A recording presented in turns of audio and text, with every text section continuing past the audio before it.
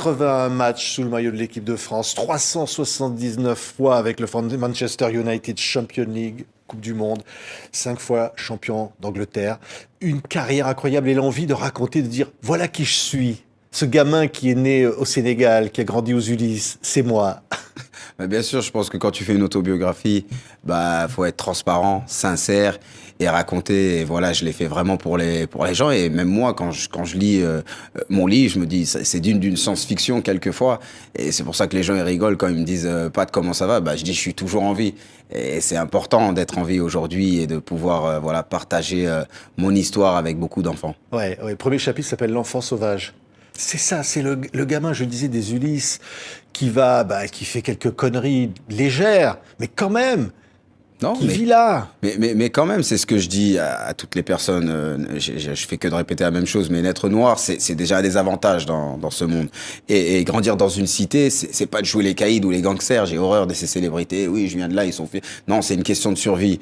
Et abus sexuel à l'âge de 13 ans, c'est un traumatisme. Mais voilà, j'aime pas déjà qu'on me dise une victime parce que je me suis toujours battu et aimé cette vie, être passionné de la vie. Donc voilà, j'ai jamais rien lâché et tout ça a forgé mon caractère. Ouais, quand même. Abus sexuel à l'âge de 13 ans, vous l'avez raconté, mais c'était important de le dire, de commencer le livre par ça. Je vais pas vous cacher, le livre était terminé depuis 4 ans. Et la première sortie en version anglaise, un mois, j'ai appelé les éditeurs, j'ai dit il va falloir changer quelque chose. Mais tu es fou, tout est fait, on peut rien changer. J'ai dit si, j'ai quelque chose d'important à dire.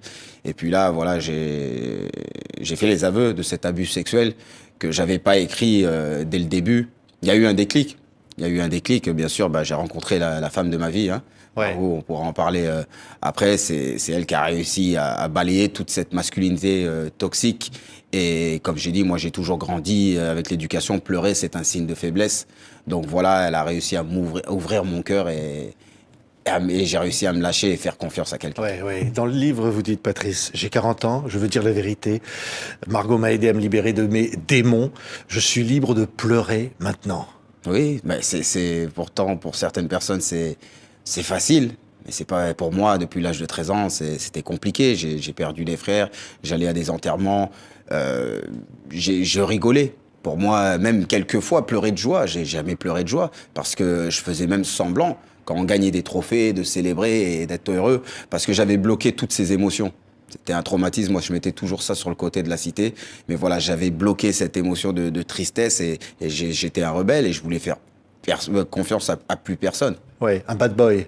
Comme ça, un bad boy. La presse disait ça, ouais. Mais c'est comme ça, il faut assumer qui on est. Moi, j'aime pas les gens, là, tout est parfait. Moi, ça, c'est ma vie. Moi, je veux que les personnes, quand ils lisent ce bouquin, ils se disent, voilà, ce gars-là, ils se sentent connectés avec certaines choses, mais on fait pas des choses bien dans la vie. Oui, quand on dit, c'est un message pour les gamins victimes d'abus sexuels, aussi de parler, parce que vous n'avez pas parlé à ce moment-là. Quand les flics vous ont demandé, vous avez dit non, il s'est rien passé. Et ça, c'est resté comme un traumatisme, une forme de lâcheté. Un poids, comme un lâche, une façon de dire j'abandonne d'autres personnes qui ont été dans cette situation. Mais vous savez, c'est facile de dire à ces enfants-là, faut parler.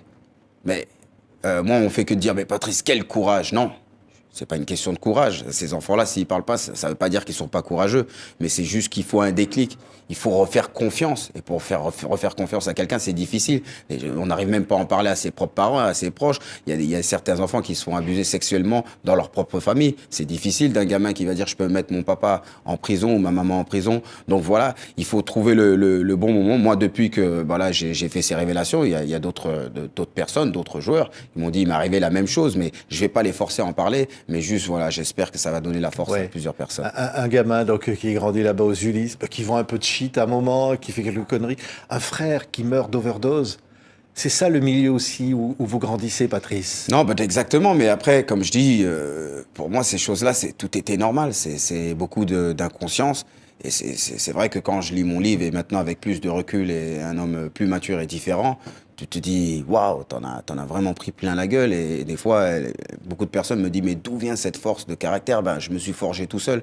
Bon, après, ma maman, qui est mon héros, qui est une femme très, très forte. Mais c'est vrai que voilà, il y a beaucoup de personnes qui auraient pu tout lâcher. Mais moi, voilà, j'ai dit, je vais m'accrocher à cette vie, j'aime cette vie, et pas d'excuses. Ouais. Et pourtant, la circoncision difficile au Sénégal, violente. Ça, vous le racontez aussi. Ouais, non, Ouais. ça se voit, merci d'avoir bien Ouais. lu le livre. Non, mais- Personne m'a posé cette question. Mais Quand c'est même. vrai, un traumatisme. Un Un traumatisme. traumatisme aussi. Et quand je vois mon cousin voilà, qui est tout en hurlement et je voulais quitter l'hôpital qui me retienne. Et puis voilà, la circonstance a été très mal faite et il y a eu même une infection quand je suis rentré en France. C'est toujours, voilà, ma vie est compliquée et voilà, faut rester solide, faut pas pleurer, faut garder ses émotions à l'intérieur. Ouais, mais à 15 ans, vous entrez au Parc des Princes et vous entendez la clameur d'un match de foot. Là, vous dites, oh, qu'est-ce que c'est ça être joueur professionnel? Vous Ah vous dites oui, ça à c'était- 15 ans. C'était incroyable, la lumière, l'odeur du stade, les cris, les chants.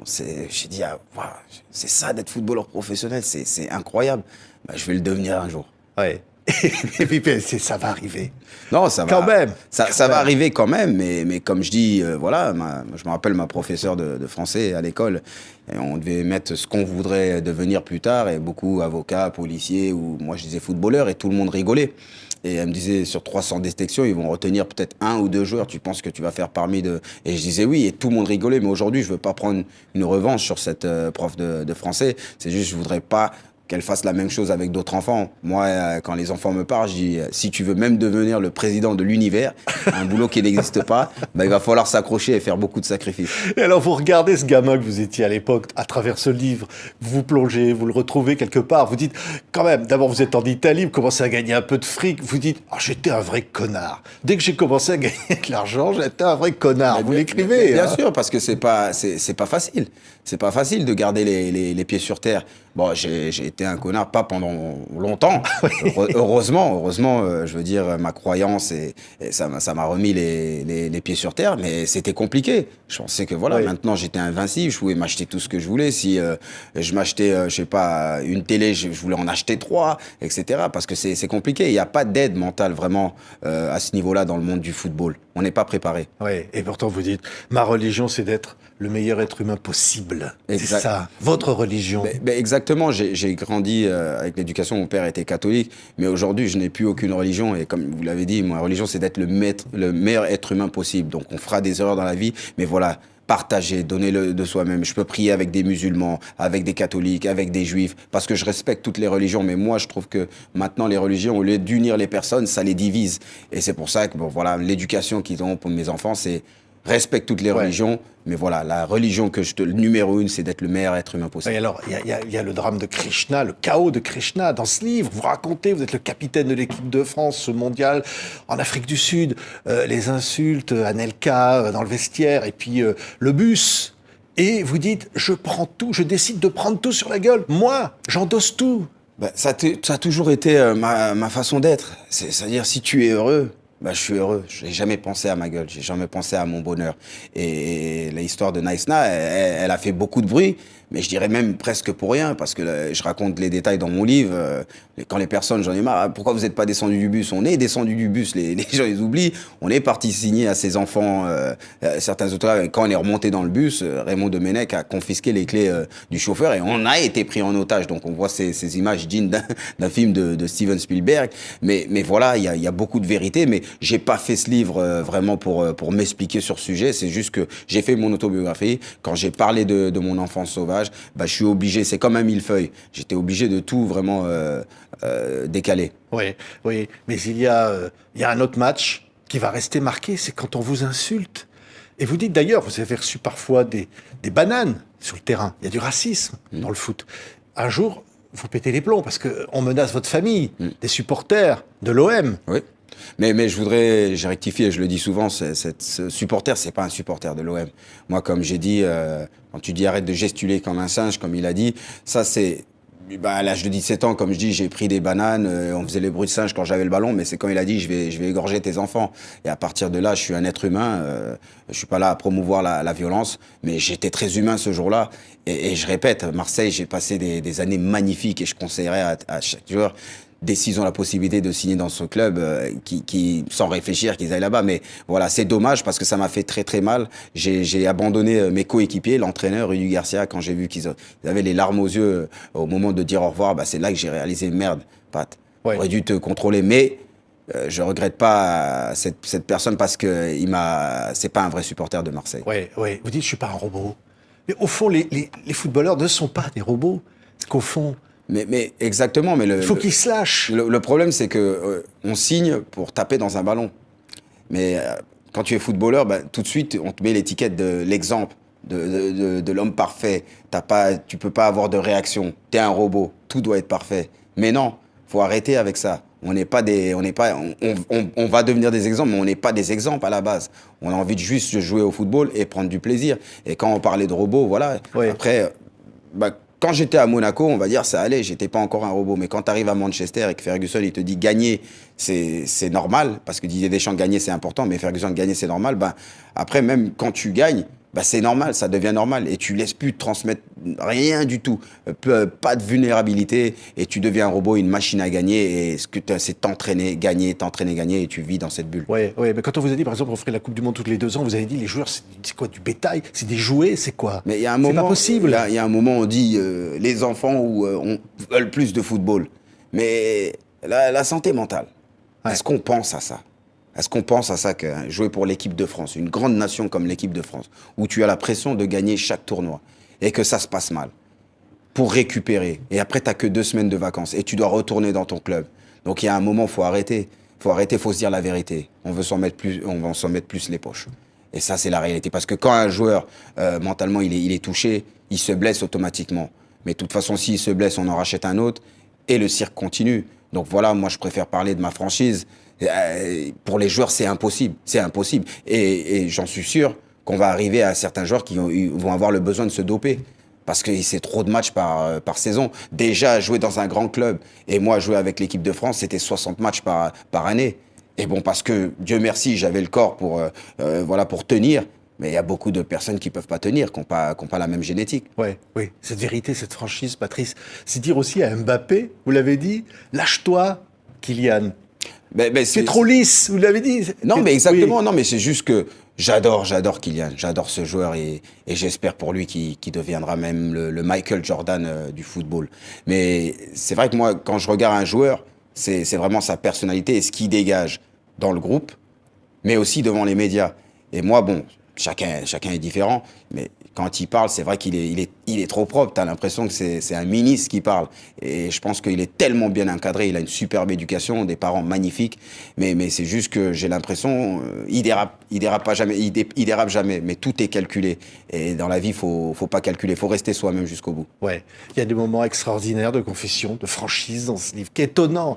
Jamais on a vu un footballeur raconter autant comme ça. Qu'à un moment où vous êtes seul, quasiment, et puis vous rencontrez la femme qui va maintenant partager votre vie, qui ne sait pas qui vous êtes, qui vous regarde étonné, et qui vous pose cette question absolument géniale, et qui vous dit, qui êtes-vous? Ah oui. Et vous lui répondez, je ne suis personne. Bien sûr. C'est ça, ça c'est extraordinaire. Mais déjà, c'est rare de rencontrer maintenant, sans être arrogant, quelqu'un qui me connaît pas, mais c'était parfait parce que voilà, notre rencontre, elle était pas faite par rapport à qui je suis. Donc quand elle a vu ses amis demander de faire des photos avec moi, elle a dit mais attends, c'est bizarre.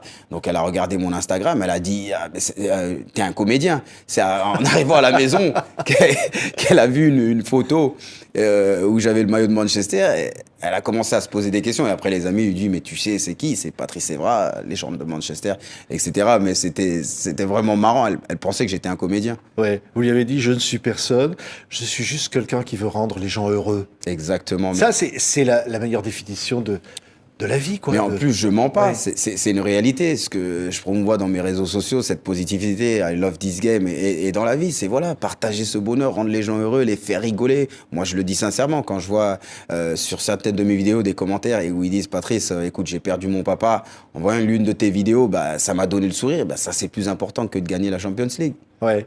Pensez à un petit gosse qui vous dirait, quand vous aviez porté ces coups sur ce supporter qui était raciste et agressif, qui vous a dit, mais pourquoi tu as fait ça? Et vous lui avez répondu, parce que il m'a menacé, il t'a menacé.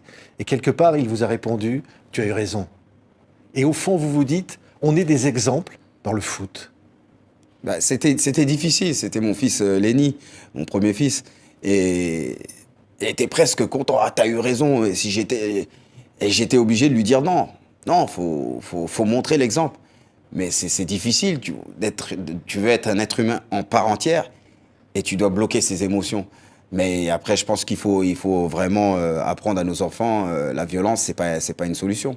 Mais des fois, c'est difficile, on est tous des êtres humains. Ouais, mais on peut réaliser ses rêves, Patrice. Le petit gosse du Sénégal qui est là devant moi, Patrice Evra, qui fait rêver des gosses comme ça. C'est le plus beau, je le disais, c'est la chose la plus merveilleuse, non? Non, exactement. Et c'est pour ça que les enfants, quand quelqu'un réussit, ils voient que l'arrivée. Mais c'est un long voyage avec beaucoup de périples. C'est pour ça qu'en lisant mon livre, on se dit voilà, il y aura des hauts et des bas. Et des bas vraiment des fois très très noirs. Mais c'est comme une pyramide. Et moi, je me suis toujours dit, arriver au sommet, ça sera facile. Mais d'y rester au sommet, c'est là qu'il faut faire des sacrifices. C'est là il va falloir abandonner beaucoup de choses. Moi, j'ai goûté à mon premier verre d'alcool à l'âge de 33 ans, à plusieurs choses. Sortir, voilà, si tu veux vraiment réussir, il faut vraiment tout sacrifier. Je me rappelle mon fils Lenny à l'âge de 3 ans. Un jour, je rentre à la maison et il pleurait. Je dis, pourquoi tu pleures, Lenny? Il me dit, parce que j'aime pas Manchester United. Je dis, pourquoi t'aimes pas Manchester United? Parce qu'ils m'ont volé mon papa. Et là, à partir de là, c'est là que j'ai compris que même, voilà, je sacrifiais même ma famille pour réussir. Ouais. C'est vrai qu'un jour, vous arrivez à Manchester, vous êtes tout seul dans une chambre d'hôtel, et vous vous dites dans ces moments-là, qu'est-ce que tu fais, Patrice? Qu'est-ce que tu fais là? Qu'est-ce qui se passe? Bah, c'est à ce moment-là où tu dis, voilà, t'es tout seul. T'es tout seul. Et moi, j'aime bien être face à l'adversité. Et je suis quelqu'un, j'aime les câlins dans ma vie. Attention, j'aime ma femme quand elle me fait des câlins. Mais un entraîneur, par exemple, comme Didier Deschamps, m'a jamais fait de compliments. Mais on avait un amour et un respect mutuel jusqu'à aujourd'hui, qui est un grand ami. Mais c'est que voilà, moi, des fois, dans la difficulté, bah, c'est là que le meilleur de Patrice va ressortir. Moi, j'aime pas quand tu me dis pas que t'as fait un bon match, t'as fait ceci. Il faut toujours me rentrer dedans. Ferguson savait le faire, Didier savait le faire. Et moi, j'adore ça parce que voilà, quand tu grandis dans le quartier, bah, t'as cette rage, cette passion pour la vie et toujours, voilà, un peu te rébeller, mais tu respectes quand même l'autorité. Ouais. Et les Ulysses, ça reste dans le cœur? Ça restera à vie dans le Leur cœur. France. Parce que, est-ce qu'il y a beaucoup de personnes qui ne savent pas, mais les Ulysses est la seule ville qui a gagné presque tous les trophées qui existent au monde. Entre moi, Thierry Henry, Anthony Martial. Et il y en a encore beaucoup, des Evra, des Henry. Mais voilà, ça manque d'encadrement. Mais c'est des pépites incroyables. Ouais. Vous aimez le jeu, hein? I love this game! I love this game. C'est Patrice Evra. J'ai dit vraiment, c'était un livre absolument incroyable, hein, cette autobiographie I Love This Game qui a été publiée en Angleterre. Maintenant, la voici en France, pleine de sincérité, comme on l'a rarement vu, comme ça. Et effectivement, de dire, voilà, je mets tout sur la table. Mais Il n'y a pas... Non, il n'y a pas. Il faut être transparent. Moi, j'ai pas quand je fais un livre, tu te dis quand même, déjà, c'est pas pour toi. C'est pour les lecteurs. C'est pour voilà, donner des informations, les gens pour qu'ils comprennent certaines situations. Donc pour moi, je ne pouvais pas dormir si j'étais pas vraiment... Je donnais toute ma franchise et être sincère, toute ma sincérité. Et c'est ça la victoire de mon livre. Parce que oui, c'est pas facile. C'est pas facile de se mettre à nu et dire, voilà, t'as pas été un bon mec, t'as été un connard, ou etc. Ben, à l'arrivée, j'ai dit, ou tu le fais à fond, ou tu le fais à moitié. Ben, je l'ai fait à fond. J'ai risqué de ne pas le faire à fond un mois avant la sortie de la version anglaise. Mais à l'arrivée, voilà, pour mes Français et pour tout le monde, on a le Patrice Evra à 100%. Merci Patrice. Merci. I Love This Game, autobiographie, c'était un événement de vous avoir, Patrice, sur le plateau de TV50 pour tous ceux qui nous écoutent dans le monde, au Sénégal, aux Ulysses et partout. Merci beaucoup. Merci Patrice. Plaisir.